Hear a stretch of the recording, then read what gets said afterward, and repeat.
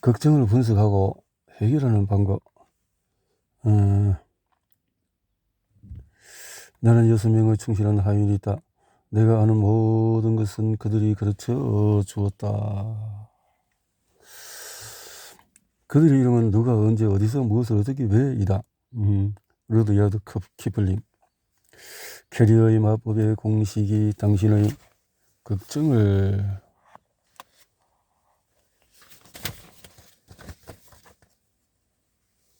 전부 해결해 줄 수 있을까? 물론 그렇진 않다. 그러면 해답은 무엇일까? 해답은 우리 문제 분석의 3단계를 익혀서 대처할 수 있어야 한다. 기본 3단계는 다음과 같다. 사실을 파악하라. 사실을 분석하라. 결론을 도출하고 그것을 실행하라. 너무 뻔한가? 아리스토텔레스도 이 방법을 가르쳤고 이 방법을 사용했다. 우리의 낮과 밤을 지옥으로 만들어 우리는 문제를 해결하려면 우리도 이 방법을 사용해야 한다. 먼저 첫 번째 단계를 보자. 사실을 파악하라. 사실을 파악하는 것이 왜 중요한가? 우리가 사실을 정확하게 파악하지 못하면 문제를 지혜롭게 해결하려는 시도를 하지 못하기 때문이다. 사실이 없으면 우리가 할 수 있는 일이라고는 혼란에 빠져서 조바심을 내는 것뿐이다. 내 생각이냐고? 아니다. 이것은 콜롬비아 대학의 총장으로 22년간 재직한 허버트 호크스의 생각이다. 그는 22만 명의 학생들이 걱정을 해결하는 데 도움을 주었다. 그는 다음과 같이 말한다. 혼란이 걱정의 정면 원인입니다. 세상 걱정의 절반은 결정을 내리는 데 필요한 지식을 얻기 전에 결정하려고 하는 사람들이 만듭니다. 다음 주 화요일 어떤 문제에 대해서 결정을 해야 하는데 그 사이에 문제와 관련된 모든 사실을 확인하는 데 집중합니다. 나는 걱정하지 않습니다. 나는 그 문제로 골몰을 앓지 않습니다. 잠도 잘 잡니다. 그저 사실을 확인하는 데 집중합니다. 결정을 내려야 할 화요일이 다가오고 내가 사실을 다 확인하면 문제는 대개 저절로 해결됩니다. 나는 그 말이 고민에서 완전히 해방되었냐는 말이냐고 물었다. 나의 삶은 걱정에서 완벽하게 자유롭습니다. 누구든 공정하고 객관적인 시각으로 사실을 확인하는 데 시간을 들인다면 걱정은 없어져 버릴 것입니다. 다시 한번 강조한다. 누구든지 공정하고 객관적인 시각으로 사실을 확인하는데 시간을 들인다면 걱정은 없어져 버릴 것입니다. 하지만 우리는 어떻게 하고 있는가? 토머스 에디슨은 이렇게 말했다. 생각하지 않고 문제를 해결할 수 있는 방법은 없다. 우리가 사실에 신경을 쓴다고 해보자. 우리는 우리가 생각하고 있는 사실만을 쫓을 뿐 다른 사실들은 무시한다. 우리는 우리의 행동을 정당화하는 사실, 우리의 선입견을 정당화시켜줄 사실만을 원한다. 앙드레 모르와는 다음과 같이 말했다. 우리의 욕망과 부합하는 것은 진실해 보인다. 그렇지 않은 모든 것에 우리는 분노한다. 우리가 문제에 대한 해답을 구하는 일은 어려워하는데 놀랄만한 일인가? 더하기 2는 5라고 믿으면서 초급 수학을 풀려고 하면 같은 문제가 생기지 않겠는가? 그런데도 세상에는 2 더하기 2는 5? 아니 2 더하기 2가 500이라고 우리가 우기는 사람들 때문에 자신과 다른 사람의 삶을 지옥으로 만드는 사람들이 너무나 많다. 어떻게 하면 될까?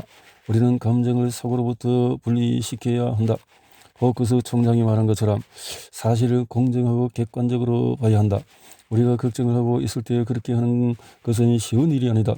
우리가 걱정을 하면 우리의 감정이 날카로워진다. 하지만 공정하고 객관적인 시선으로 사실을 확인하는 데 도움이 될 수 있는 2가지 방법을 제시해 보겠다. 첫째, 사실을 확인하려고 노력할 때 나는 나 자신을 위해서가 아니라 다른 사람을 위해서 정보를 수집하는 것처럼 행동한다.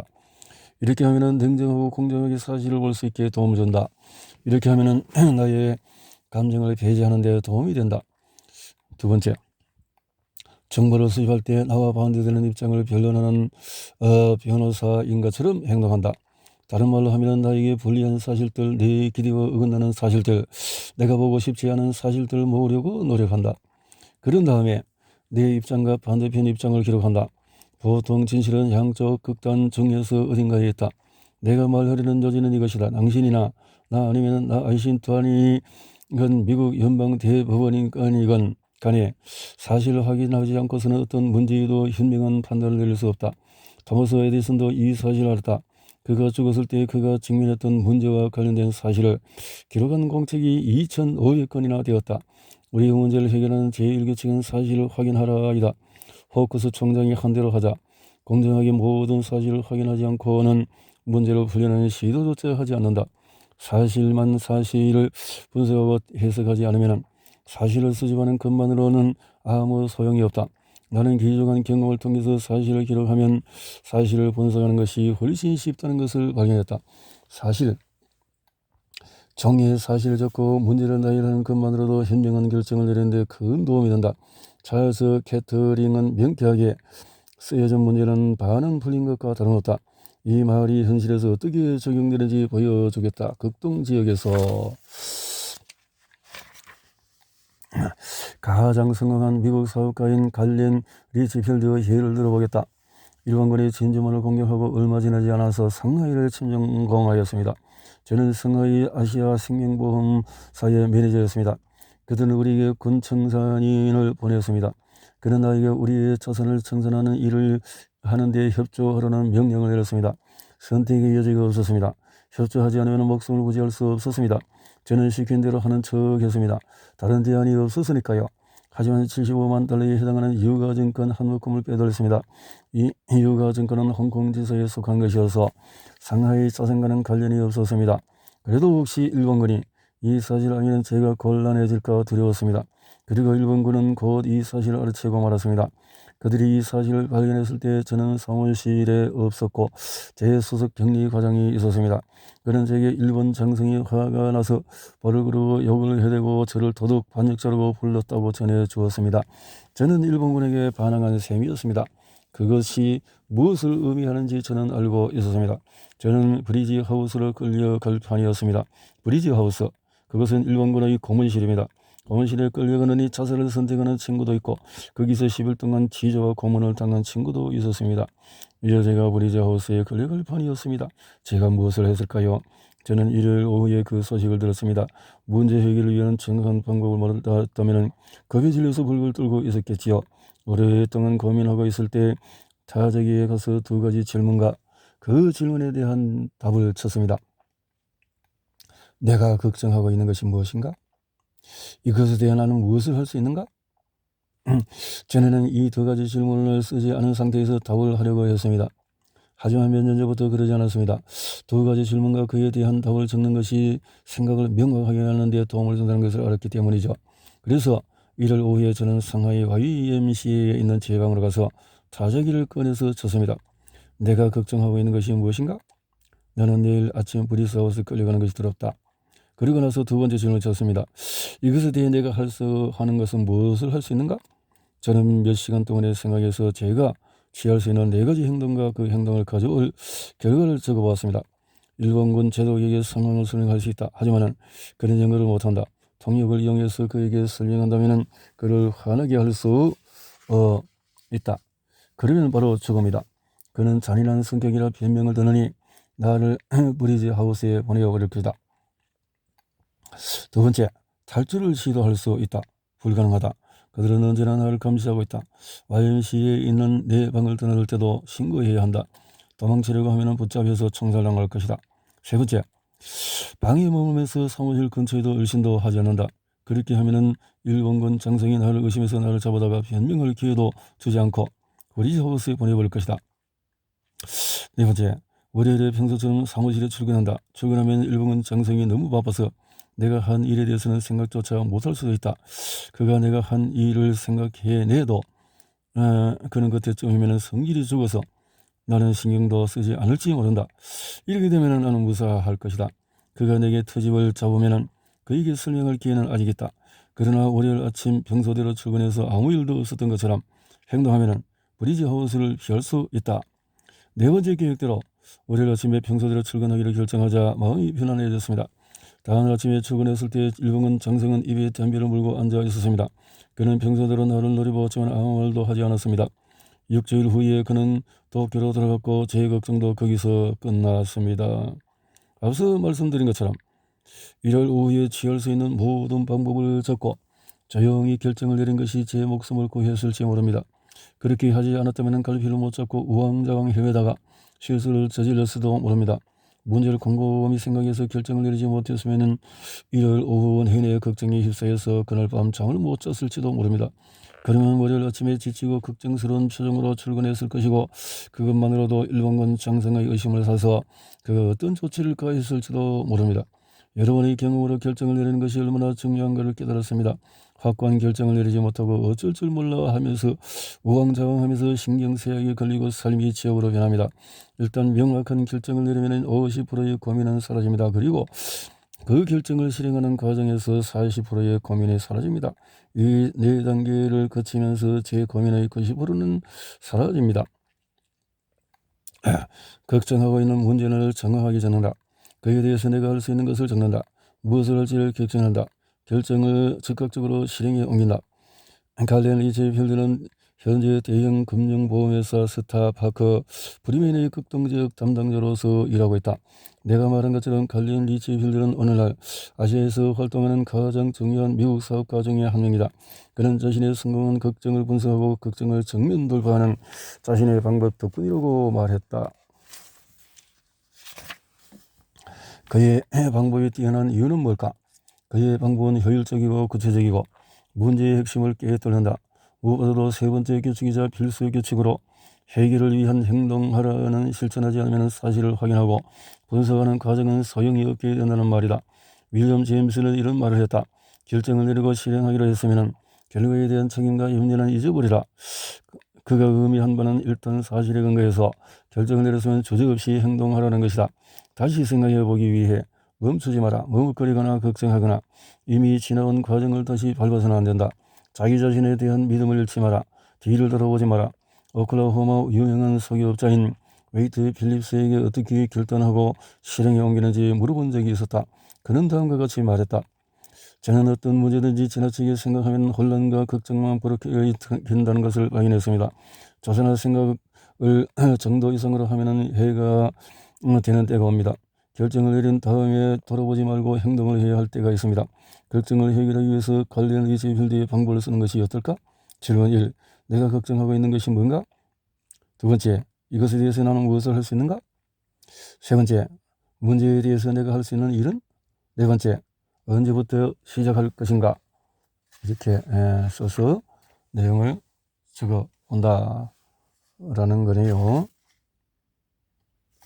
자, 걱정을 벗어버리고서 스마일 스마일 스마일 이상구 박사의 노래가 생각나네요. 자, 두 번째, 업무상의 고민을 반으로 줄이는 법. 당신이 사업가라면 지금 이렇게 말할지 모른다.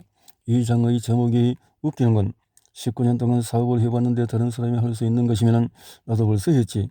업무 고민을 반 이상 줄여주는 법을 말해준다고? 그 참 웃기는 건 맞는 말이다. 나도 몇 년 전에 이런 제목을 봤으면 똑같이 느꼈을 것이다. 솔직하게 얘기해보자. 아마 나는 당신의 업무 걱정을 절반으로 줄이지 못할지 모른다. 그렇게 할 수 있는 사람은 당신밖에 없다. 하지만 내가 할 수 있는 것은 당신에게 다른 사람이 어떻게 하고 있는가를 보여주고 나머지는 당신에게 맡기는 것이다. 내가 이 책에서 세계적으로 유명한 알렉시스 케일 박사의 말을 인용한 것을 기억할 것이다. 걱정에 대처할 줄 모르는 사업가는 단명한다. 걱정은 이렇게 심각한 문제다. 내가 당신의 걱정을 10%만 줄여줘도 좋지 않은가? 그렇다고? 좋다. 지금부터 사업성의 문제를 해결하기 위한 회의 시간의 75%를 줄인 한 사업가의 이야기를 들려주겠다. 게다가 내가 하려는 이야기는 XC, 오하이오 주의 어떤 사람 같은 당신이 직접 확인하기 어려운 허구의 인물이 아니라 실제 인물을 레온 삼키니의 이야기다. 그는 미국에서 유명한 출판사 중 하나인 사이먼 앤 슈스터의 공동 경영자이자 총 책임자를 맡고 있다. 다음은 레온 삼키니 경험담이다. 15년 동안 나는 매일같이 거의 반나절을 회의를 하느라 보냈습니다. 이걸 할까 저걸 할까 아니면 아예 하지 말아야 할까. 우리는 긴장하여서 의자에서 몸을 꼬거나 방을 서성이고 토론하였습니다. 밤이 되면 저는 말 그대로 녹초가 되었습니다. 죽을 때까지 계속 이렇게 살아야 될 것 같은 생각이 들었습니다. 15년 동안 이렇게 살아왔고 더 좋은 방법을 생각할 엄두도 내지 않았습니다.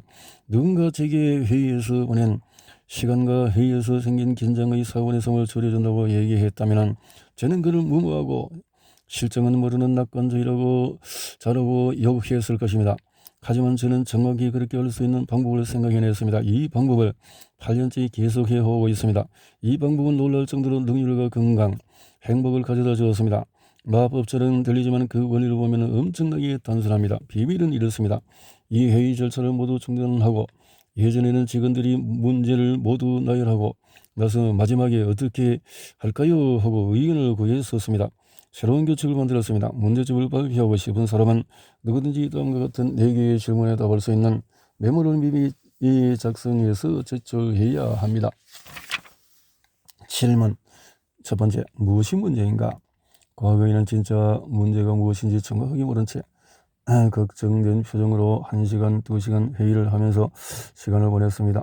우리는 무엇이 문제인지 구체적으로 쓰지도 않고 열띠게 토론만 했습니다. 무엇이 문제인가? 두 번째, 문제의 원인이 무엇인가? 예전의 문제의 근원을 명확히 찾아내려고 노력하지도 않은 채 걱정만 하면서 회의하느라 낭비한 시간을 생각하면 오싹합니다. 세 번째, 문제를 해결할 수 있는 해결책이 뭔가? 예전에 어떤 사람이 한 가지 해결책을 제시합니다.